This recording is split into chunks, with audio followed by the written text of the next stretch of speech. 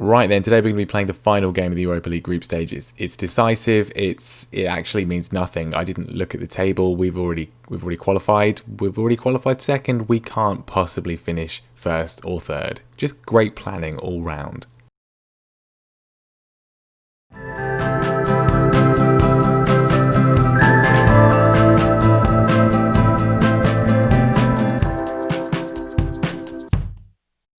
Hello everyone and welcome back to more Norwich City. Bouncing back, and yeah, we're playing Trabzonspor first. It means nothing. We apparently, well, we can't catch Roma. We can't finish top of the group. We also apparently can't be caught by Club Brugge. I mean, I think we can in terms of points, but the head-to-head, I guess, is just better. So yeah, we're going to finish second, whatever happens. Just great planning, really. So we're not going to dwell too much on this game. First of all, we're just going to I'll bring you the goals of that kind of stuff. And then what we'll do instead, we'll play Watford, as was the plan. And then, well, it's the World Cup. And we will go through the World Cup today. And we'll see what happens, because it might be quite an interesting result. England are taking part in the World Cup. The Republic of Ireland are also taking part in the World Cup, which means that we will have two players at least, who I'm sure will be in the squad. Namely, Nick Pope. And, of course, the main man of the saves so far, Mr. Adamida. It's going to be interesting to see if he gets called up. I think he probably will. He's already got 8 caps, 2 goals for Ireland. He's top scorer in the Premier League at the moment, so it'd be pretty ridiculous if they didn't take him. So interesting to see how he gets on. And also going to be interesting to see from a sort of jobs perspective, because, well, I've not really mentioned it at any point, but my plan with international jobs is basically, I'm not going to ever apply for one, but if we are offered the England job, which is probably the most likely to ever happen, but the Northern Ireland job, the Republic of Ireland job, the Wales job, or the Scotland job, then I will take it. I'm not going to apply, but if I'm offered one, I will take it as a sort of companion alongside our exploits at Norwich. But anyway, what's happened since last time? Well, we've played 3 games. We've not won any of them. You probably wouldn't expect us to win the 2 league games. A 1-0 defeat to Chelsea. Very unlucky, to be honest. We did play really quite well. One of our best performances against Chelsea and one of our lowest defeats against Chelsea, but it was still a defeat. We then drew 0-0 with Club Brugge, which, how this happened, I have no idea at all. If we just look at the old stats, the one I want to focus on, woodwork 3. We hit the post 3 times, and I think at least 2 of them, it looked like it crossed the goal line, but apparently not. So that's what secured this position in the group. We are going to finish second, whatever happens today. And then, well, we lost 2-0 to Manchester City. It was pretty awful. I played a pretty much completely rotated side because basically, for some reason, I have no idea why, but for some reason we were playing at lunchtime on the Saturday, despite the fact that we played in Europe on the Thursday away in Belgium. Ridiculous scheduling. I completely understand what Jurgen Klopp means when he complains about it. And even though the game today means nothing, I was just petrified someone would get injured, so we basically had to sack the game off. Absolutely absurd. The fact there wasn't even an evening game on the Saturday is just ridiculous. Other pieces of business since last time, the training facilities improvement, that has now been finished, and also I've managed to get them to upgrade the junior coaching and youth recruitment again, which I believe now takes, let me go to the right screen, yes, to exceptional. We now have exceptional academy coaching and exceptional youth recruitment. Will that translate into a promising youth intake? That remains to be seen. And also, we've already been on his screen once today. We're on it again. It won't be the last time, I don't think. Adamida has signed a new contract, £40,000 a week, signed it till 2027. I will never let him go. He's not going anywhere. He has, well, not been as prolific as in the previous episode. Now only 8 in 10 in the league. But yeah, 45 goals in 100 games so far. That's pretty good. Here's the team for the game against Trabzonspor. I mean, I'm going pretty much full strength just because I want to win, because I want the morale to be a little bit higher going into the Watford game and then going into the big long break for the World Cup. We want them to be as positive as possible. We are pretty much back to full strength, although Buendia is now injured, and Lookman I'm not going to risk for this one either. So Cantwell comes in, but the big news is that Marco Stiepermann is finally back and finally fit enough to start a game. Of course, the disadvantage of finishing second in the group is that means we will go into the first knockout round now, rather than the second, which the winner goes straight to. We also don't get to go into the Euro Cup 2, which will be slightly easier. I mean, Brighton have won their group. They've won their group over Lazio, which, I mean, I mean, okay, but we'll see who we could potentially face. We will get the draw later on, sort of during the World Cup. At half-time, there's nothing happening here. 76 minutes in, finally, we've actually managed to work a chance. I mean, we have created quite a few chances today, but finally one of them finds the back of the net, and it's Adam Armstrong with only his second goal of the season and third goal for the club, and we are delighted to see it. And that was it. Not very exciting. 1-0 win, job done. At least it helps the morale, if nothing else. Although Marcus Edwards did manage to get injured, so he'll miss the game against Watford, which is fantastic because we now don't have a fit right winger, so someone's going to have to play in their non-favoured position. Right, we have actually had formal confirmation that yes, indeed, Nick Pope and Adam Eder have both been called up to the World Cup. They are the only players from our squad who will be going to the World Cup, and it's going to be interesting to see how they get on. So the team then for the game against Watford, our final Premier League game before the break for the World Cup. We're going to go, we need a win really. We would like 3 more points on the board. Nick Pope is going to be in goal. Lewis, Gibson, Tarkowski and Aaron's the defence. Winks, Chowdhury, Steeperman in the midfield. Lookman is going to be on the left. Curtis Jones is going to have to come in on the right. And Adam Eder is, of course, going to be up front. So other than the right-hand side, this is, for the first time in pretty much the opening couple of games, the first time we've actually been able to play our full-strength side, almost, apart from, obviously, Curtis Jones, on the right-hand side. Let's get a positive result before we go off for the break. And it's a good early chance for us. Working a nice move. Eder's been tackled, but it's gone back to Chowdhury. We've got plenty of options here. We can find them. Max Aarons gets a bit of room on the right. He's tackled by Dawson. It's a good challenge, but Chowdhury can flick in the loose ball. Steeperman's there, and it's gone in. And it's Curtis Jones, the man who wouldn't be starting in the 100% first choice lineup, who gets his second of the season. Very quick thinking by Chowdhury to pick up the loose ball and also whip in a very quick cross. Good work from Steeperman, and then Curtis Jones, he stays on side and lashes it home. We need to be winning this game. We're getting a little bit cut adrift when it comes to the European places. We're in 8th at the moment. It's quite close, but there's a lot of teams in there. As Adam Eder rounds the goalkeeper to make it to 10 for the season for him. He's going off to the World Cup in some good form. Like last year, we kind of some teams, especially Spurs, were obviously further behind than they perhaps naturally would be. Great movement from Eder there. So we need to be as sort of competitive as possible if we want to get into Europe this season. Obviously, this season is just sort of about surviving, being in Europe, and we are at least doing that so far. Well, 2 highlights, 2 chances, 2 goals. Very clinical from us so far. That's what we like to see. Keep it up in the second half. Watford trying to find a response. Deulofeu running down the left-hand side. The tackle from Chowdhury is a little bit dodgy, but, it doesn't work, and he also doesn't get sent off, which is pretty advisable and good. But Watford have found themselves a lovely move. João Pedro has just run through the entire defence, and he's scored a very easy goal there.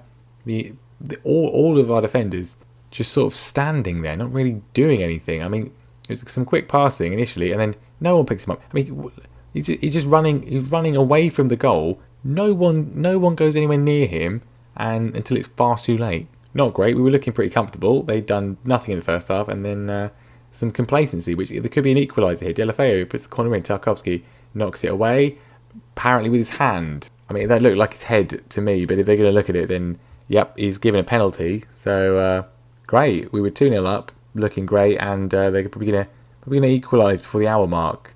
Not what we want to see from Tarkowski. Bentaleb steps up. Nick Pope can't get there. It's 2-2. Not great, really. Let's see a little bit more. We were, definitely very complacent there. Curtis Jones tackled, but the loose ball comes back to him. It's tackled again.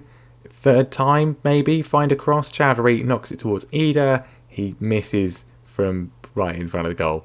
I'm gonna have to take Adam off here because his fitness is very poor, and given the fact that he will be playing over the next 2 months, whereas most of the rest of the squad will not, we can't afford for him to be getting injured given how important he is, which may well compromise this game. But there we are. Steeperman flicks in a lovely ball, but it's cleared by Ait-Nouri, only as far as Max Aarons though. He puts in another great ball. It's another good clearance from Watford. Who's going to take this on? It's Watford, because Chowdhury's lost it, but no. Winks picks it back up. Chowdhury, don't lose it again. That would be nice. He's running forwards, and he's managed to find a teammate this time. Max Aarons, this time. Can you cross be met by one of our players? No, it's saved.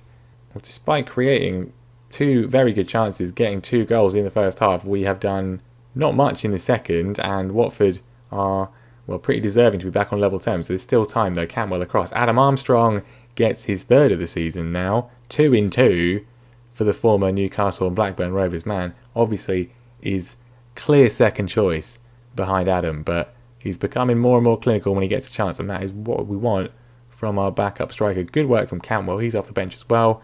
The two subs combining, we've got the lead back. We can just not do anything stupid for the next few minutes. That would be really appreciated. Into the final few seconds, and well, we've got ourselves out of jail there, or not. We're a full 50 seconds over the injury time, and Trustekong really should have scored that. Luckily, it goes wide. I'd be furious if that had gone in. It was 5 minutes of injury time. That was nearly in the 6th minute, but it didn't go in. We've managed to win. Watford's XG is considerably better than ours, mainly because of the penalty. But they've had more shots on target as well. But I will take it. A 3-2 win. Very good. So not bad to go into the World Cup with 2 wins after, well, 3 games without a win. Not bad. Overall, our season has definitely been, inconsistent, but not awful. We won most of the games we would be expected to win, other than really the Burnley game. So after 13 matches played, we've got a game in hand against Wolves, at the very least, ahead of us. But 22 points, 8th place. We're certainly in the conversation for the lower European places, and as said last time, we don't really need to worry too much about relegation. Now, of course, when we come back after the World Cup, it will be the January transfer window, and one deal has already been agreed. We are going to let Tim Krul leave. He was upset that he's obviously lost his place to Nick Pope, and he's not going to really be having many opportunities to play. And at the age of 34, £3.7 million from LAFC. I'm pretty happy with that. Quite good business. Obviously, a vital part of getting us promoted from the Championship, and did very well last year to keep us up. He's been a loyal servant, and we do wish him all the best. Right, we're 2 games into the group stage, and Ireland have won both their opening games. They've beaten Canada 1-0. They've beaten Qatar, the hosts, 9-0. I mean, fantastic performance from the Irish. Nine goals. Did Adam score any of them? No. Didn't even play. He's an unused substitute in both games so far, with Troy Parrott up front. I mean, yeah, all right, he's good, but you could at least take him off the bench. It's a disgrace, frankly. They managed to draw 1-1 with Portugal now as well, and he's still not got off the bench. He's still an unused substitute in all 3 games. The level of disrespect is frankly unacceptable. Nick Pope's not. I wouldn't expect him to, I suppose, but he's not starting. He's not gone with Pickford either. He's gone with Aaron Ramsdale. I suppose we should be thankful that we've just had 2 players called up to the World Cup, which is more than often happens for Norwich. Well, the group stage is done. The big shock, Ireland have won their group and are going through to the next round with Portugal. Turkey have won their group over Spain. Argentina are out. Lionel Messi will not be winning the World Cup. You would imagine New Zealand have made it through to the knockout round as well. Belgium are out. Some pretty crazy results. England have won their group with Mali managing to go through over Uruguay and the USA. Okay, another big shock. Nigeria have won their group over France as well. South Korea are going out. Colombia have won their group over Holland. And Ghana and Mexico going through. This is really anyone's World Cup to lose, really. Let's have a look at the second round draw. Spain, Ireland, so difficult for the Irish there. Turkey, Portugal, Italy, Senegal, New Zealand, Brazil, France, England. And that's a huge game already in the second round, considering that England won. Can you imagine if England winning your World Cup group and you're rewarded with France in the second round? How unlucky is that? Mali versus Nigeria, Colombia, Mexico, and Holland, Ghana. Well, second round results, the Irish dream has died. Spain winning 4-2 after extra time in that one. A 92nd minute equaliser. 92nd minute goal from Troy Parrott. They would have thought they would have won it. A 94th minute equaliser from Ferran Torres to force extra time. Ireland nearly had it before ending up losing it. Heartbreak for the Irish. Portugal through as well. Adam, he again didn't get off the bench. So he's gone all the way to Qatar for the World Cup. He's not played a single game. Brazil have gone through. They've beaten New Zealand. Italy have beaten Senegal. And then Nigeria through. They've beaten Mali. But the big shock so far, I suppose, in some ways, well, not really a shock, is it? France have won an 85th minute winner against England. So England have been knocked out of the second round. Now, from our perspective, whether Gareth Southgate survives that, whether he wants to stay, I don't know. Unlucky for him to be drawn against France in the second round is pretty ridiculous, purely because France didn't win their group. So whether he survives and whether the FA are interested in giving us the job, I don't know. We'll have to wait and see.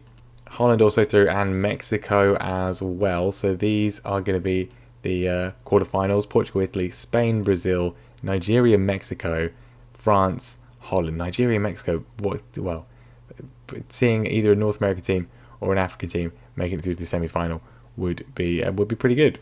Some very exciting, high-scoring games. This looks like a very exciting World Cup to watch. But Italy go through against Portugal. They're through to the semi-final, as are Brazil against Spain. Penalty shootout win for Mexico. They make it through to the semi-finals, as do France, who finished second in their group. They've managed to get through to the semi-finals after all. And the semi-finals will be Brazil, Mexico, and Italy versus France. Back to the domestic action though, briefly. We've had our youth intake preview, and there's more positives than last year, which that's a good thing. Healthy number of fullbacks, a forward who can be considered a fine prospect, a good young English striker from Lowestoft. Well, that's nice. It's a good group of players coming through. Okay, good. Considerably better than last year. There's some negatives, but if it's a good group of players, then that's some cause for optimism. We've also got the draw for the Europa League first knockout round.